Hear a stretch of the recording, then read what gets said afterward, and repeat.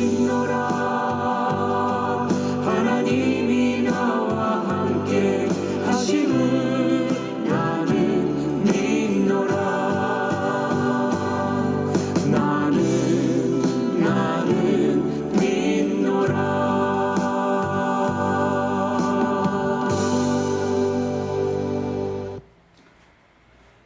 하나님의 살아계심을 믿습니다. 하나님이 역사하심을 믿습니다. 주 예수 그리스도께서 무덤 속에 사흘 만에 있다가 다시 부활하심을 믿습니다. 주의 성령께서 오늘 또한 이 자리에 함께하여 주시옵시고 이 은혜의 샘물제단 위에 은혜의 폭포수의 강처럼 흘러 보내주시옵소서. 흘러 넘치게 하여 주시옵소서. 살아계신 주 예수님의 이름으로 간절히 기도 올려옵나이다. 아멘. 요한복음 20장 19절에서 23절까지. 이날 곧 안식 후 첫날 저녁 때에 제자들이 유대인들을 두려워하여 모인 곳에 문들을 닫았더니 예수께서 오사 가운데 서서 이르시되 너희에게 평강이 있을지어다. 이 말씀을 하시고 손과 옆구리를 보이시니 제자들이 주를 보고 기뻐하더라. 예수께서 또 이르시되 너희에게 평강이 있을지어다. 아버지께서 나를 보내신 것 같이 나도 너희를 보내노라. 이 말씀을 하시고 그들을 향하사 숨을 내쉬며 이르시되 성령을 받으라. 너희가 누구의 죄든지 사하면 사해질 것이요 누구의 죄든지 그대로 두면 그대로 있으리라 하시니라. 아멘. 이스라엘 백성들은 유월절, 무교절, 초실절 바로 이 세 절기를 한 주간에 계속해서 보내고 있는 것이죠. 그리고 우리는 이 절기를 우리 개신교에서는 부활주일이라고 이렇게 말하고 있습니다. 기독교 역사상 우리 성경책에서 말하고 있는 다른 종교와는 비교할 수 없는 예수님께서 다시 부활하셨다, 부활했다 라는 이 특이한 놀라운 역사적인 사실, 이 역사적인 사실 부활이 없다면 오늘 우리가 믿는 예수 그리스도는 가짜 종교일 뿐인 것입니다. 예수님께서 무덤 속에서 다시 살아나셨다. 이러한 말은 오늘 우리의 신앙생활 하는 데 있어서 가장 핵심적인 그러한 신앙의 주제요 또한 키인 것입니다. 오늘 아침에 시편 25, 26, 27편을 읽었는데요. 다윗이 아마 부모의 사랑을 그렇게 못 받았던 것 같아요. 그 27편에 보니까 부모는 나를 버릴지라도 하나님은 나를 버리지 아니하시고 품으신다라는 그러한 말씀이 나옵니다. 그러면서 바울은 그 성장하는 그 과정이 형제들에게 따돌림을 당하고 또한 부모의 사랑을 받지 못하고 제일 굳은 일만 하면서 그렇게 도망다니면서 또한 왕이 되고 나서도 아들에게 반역을 일으킴을 당하고 쫓겨다니는 그러한 참으로 많은 어려운 환난과 고난과 역경 속에서 다윗은 지내왔던 것입니다. 그래서 시편 27편 다윗은 이렇게 말하고 있는 것이죠. 여호와는 나의 빛이요 나의 구원이시니 내가 누구를 두려워하리요. 여호와는 나의 구원의 능력이시니 내가 누구를 무서워하리요. 아무리 적군이 나를 포위한다 할지라도 전혀 두려워하지 않겠다라는 그러한 강한 믿음의 확신을 갖게 되어졌던 것입니다. 그러니까 그러한 수많은 전쟁의 위험 속에서 죽음의 위험과 죽음의 그 고비 가운데 하나님이 함께 하심을 다윗은 맛보게 되어졌고 이렇게 고백을 한 것입니다. 나의 단 한 가지 소원이 있는데 그것이 무엇이냐? 그것은 여호와의 집에 살면서 하나님의 아름다움을 묵상하면서 이 여호와의 전에 거하겠다라고 그렇게 말하고 있는 것입니다. 얼마나 이 다윗의 신앙이 절절하고 하나님이 함께 하심, 그리고 모든 그러한 역경과 그 고난을 기도로서 이겨내는 그러한 다윗의 인내의 그러한 신앙, 그리고 또한 이 부활의 신앙을 엿볼 수가 있는 것입니다. 예수님께서도 이런 말씀을 했죠. 요나의 표적밖에는 너희에게 보일 것이 없다. 바로 요나의 표적, 이것이 곧 예수님께서 십자가에서 죽으시고 다시 부활한 그러한 것을 상징하고 있다는 것입니다.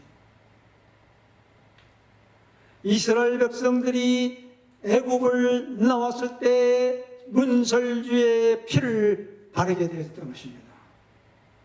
그러면서 무교절을 지키면서 누룩 없는 빵을 먹고 쓴 나무를 먹고 그러면서 그들은 애굽에 빠져나와서 광야 생활 40년을 겪으면서 지내왔던 것입니다. 오늘 우리의 삶 가운데 이러한 고난과 이러한 고통과 이러한 죽음의 그 어려움을 견디지 못하고 우리가 신앙생활을 한다? 이것은 부활신앙의 그 의미를 우리가 잘 깨닫지 못하게 되어 있는 것입니다. 고린도전서 15장에도 이러한 말씀을 하고 있는 것이죠. 내가 약한 것으로 심고 그리고 내가 죽을 것으로 썩지 아니할 것으로 심어서 썩을 것으로 심고 썩지 아니할 것으로 영생할 것으로 얻는다라는 그러한 부활신앙이 바로 바울 서신 속에서 곳곳에 흘러넘치는 것을 우리는 알 수가 있는 것입니다. 오늘 예수님께서 부활하시고 바로 제자들에게 하신 말씀이 세 마디 네 마디 나오고 있는 것입니다.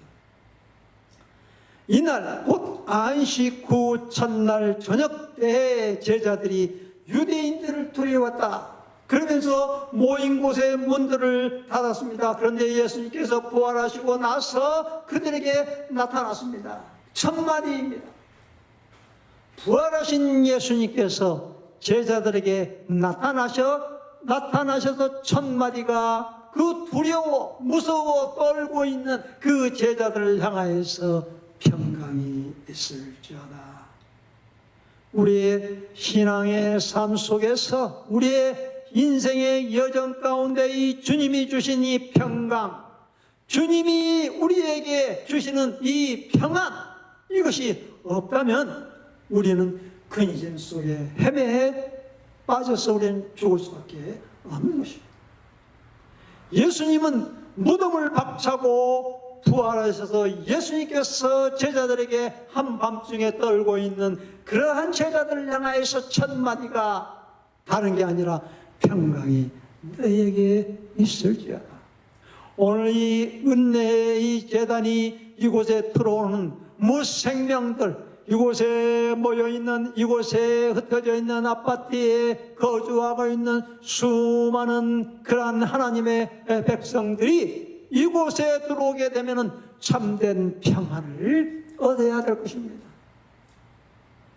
예수 그리스도의 십자가의 보혈의 피로 죄 사함을 받고 바로 우리는 예수 그리스도의 부활로 말미암아 죽음을 깨뜨리신 사망 권세를 깨뜨리신 참된 평안을 맛보게 된다라는 것입니다.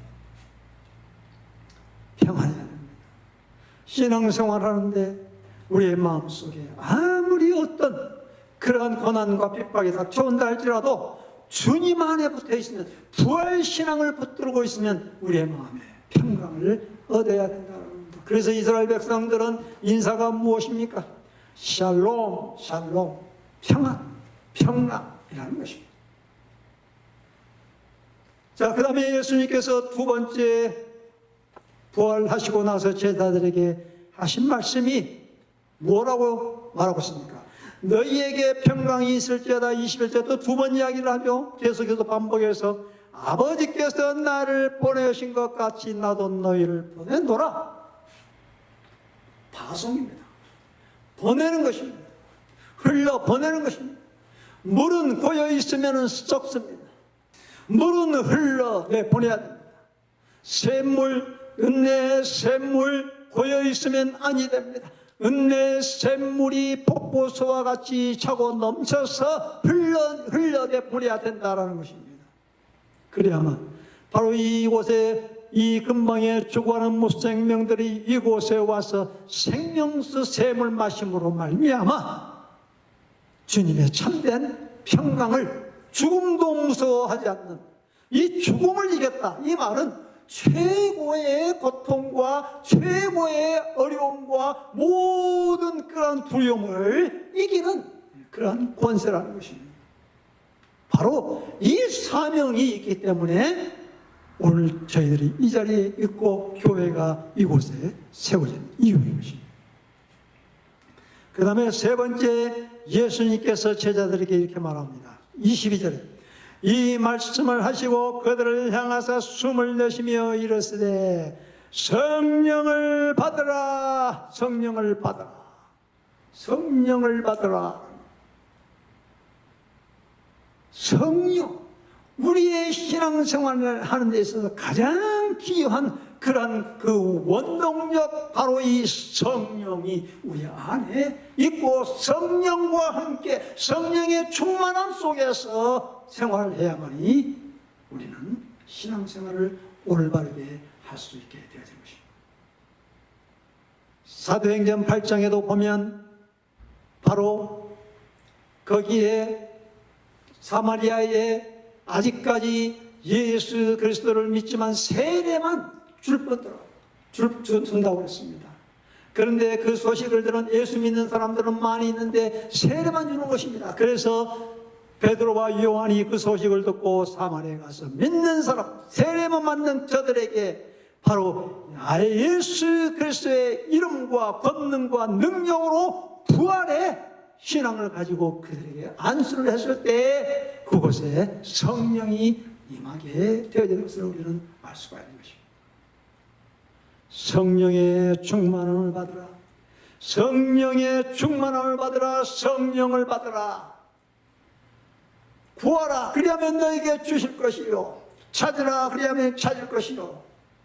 아무리 악한 자식이 생선을 달라는데 돌을 줄 사람이 누가 있겠느냐.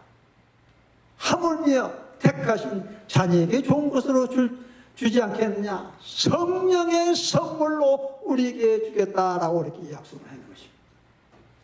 성령은 기름 부음과 같습니다. 기름과 같습니다. 기계 아무리 돌려도 빡빡하죠. 오래 쓰면 빡빡하죠. 거기에 기름을 칠하면 윤활유가 들어가게 되면 기름이 잘 돌아가는 것처럼 우리의 신앙생활이 팍팍하고 지쳐있고 근심과 걱정에 쩌들어 있다면 그것은 우리의 마음속에 이 성령이 임재하지 못하는 것입니다. 성령의 충만함을 받아야 될 것입니다. 주님 오시는 그날까지 우리는 성령의 충만함, 이 부활신앙을 우리가 굳게 믿게 되어졌을 때에 주님 나에게 찾아오십시오, 예수님의 그 부활이 나에게 임하여 주십시오 외칠 때 우리는 부활신앙으로 거듭나게 되어지고 성령의 충만함을 받게 될 것입니다. 마지막으로 너희가 누구의 죄든지 사하면 사여질 것이요 누구의 죄든지 그대로 두면 그대로 있으리라. 죄를 사한다라는 것입니다. 누구의 죄든지 그대로 두면 그대로 있다라는 것입니다. 성령의 충만함을 받는 목적이 나 혼자만 잘 되는 것이 아닙니다. 내가 예수 그리스도의 보혈의 피로 죄 사함을 받았다면 우리는 내 이웃들에게, 내 주위에 있는 사람들에게 죄 사함을 받는 권세를 우리가 받았기 때문에 그들에게 죄 사함의 권세를 우리에게 베풀 수가 있다는 것입니다. 마태복음 28장 마지막 때로도 예수님께서 제자들을 향하여서 명령을 내립니다. 하늘과 땅의 모든 권세를 내가 너희에게 주었으니 너희는 예수 그리스도의 이름으로 제자를 삼고 예수 그리스도의 제자로 삼고 그들에게 세례를 베풀어서 온 민족을 다니면서 복음을 전파하라. 내가 세상 끝날까지 내가 너희와 함께 있겠다라고 그렇게 말씀을 해줬습니다. 부활은 역사적인 사실인 것입니다. 몇 명 나타났다고 한다면 우리가 믿을 수 없겠지만 수백 명, 500명 이상 바로 증인들이 있기 때문에 부활은 사실인 것입니다. 그러면서 예수님께서는 40일 이 땅에 있으면서 승천하시기 전에 사도행전 1장에 보면은 승천하시기 전에 너희는 예루살렘을 떠나지 말라. 내가 너희에게 약속한 것을 기다리라. 얼마 되지 않아서 너희들은 이제 성령으로 세례를 받게 될 텐데 오직 성령이 너희에게 임하시면 너희가 권능을 받고 예루살렘과 온 유대와 사마리아와 땅끝까지 이르러 내 증인이 되리라고 했습니다. 성령은 바로 두나미스입니다. 성령은 바로 권능입니다. 부활, 그 속에 부활 신앙이 있을 때 성령의 충만함이 우리에게 임하게 되어지는 것입니다.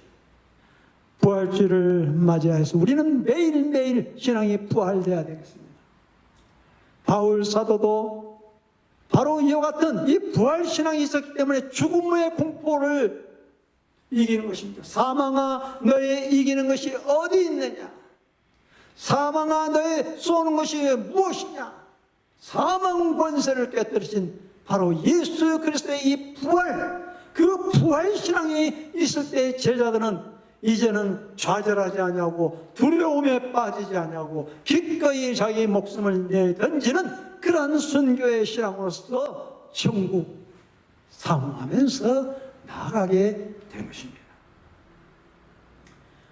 예수 그리스도의 죽음이 곧 나의 죽음이요 예수 그리스도의 부활이 곧 나의 부활이다. 이러한 신앙을 갖게 되면은 고린도후서 4장 7절에서부터 10절까지 읽어보면 내가 이 보배를 질그릇에 가졌으니 이는 능력의 심히 큰 것이 내게 있지 않냐고 하나님께 있음을 알게 하려 함이라. 내가 사방으로 우겨쌈을 당하여도 쌓이지 아니하며 답답한 일을 당하여도 낙심하지 아니하며 핍박을 받아도 버림받지 아니하며 거꾸로 때림을 당하여도 망하지 아니하는 것은 내가 예수 지닌 것을 내가 항상 몸에 짊어집니다 라고 그렇게 말하고 있는 것입니다. 깨어지기 쉬운 우리 육체의 질그릇, 부활의 신앙을 갖게 되면 보배 되신 예수 그리스도 우리 안에 함께 있기 때문에 하나님께서는 우리와 동행하는 그런 놀라운 축복으로 함께해 주시다고 약속해 주었습니다.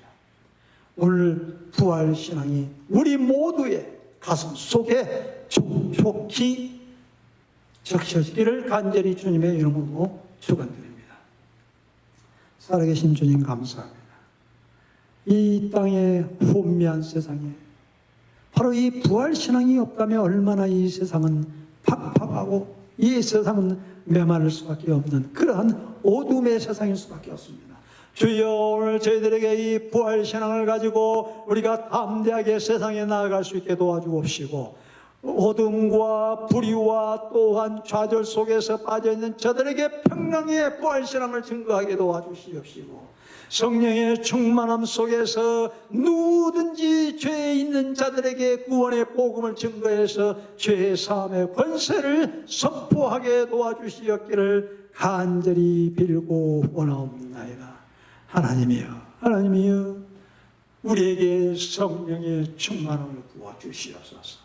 이 은혜의 샘물이, 은혜가 동하고 기도가 동하고 사랑이 동하고 성령이 충만해져서 하나님께서 큰 영광을 돌릴 수 있는 은혜의 샘물 재단이 되어지도록 하나님 축복하여 주옵시고, 기름 부은 종에게 하나님 담대함과 능력과 큰 힘을 베풀어 주시어서 기도의 능력의 사자로서 하나님의 큰 영광 드러낼 수 있는 아름다운 죄종 되게 하여 주옵소서. 살아계신 주 예수님의 이름으로 감사하고 이렇게 올려옵나이다.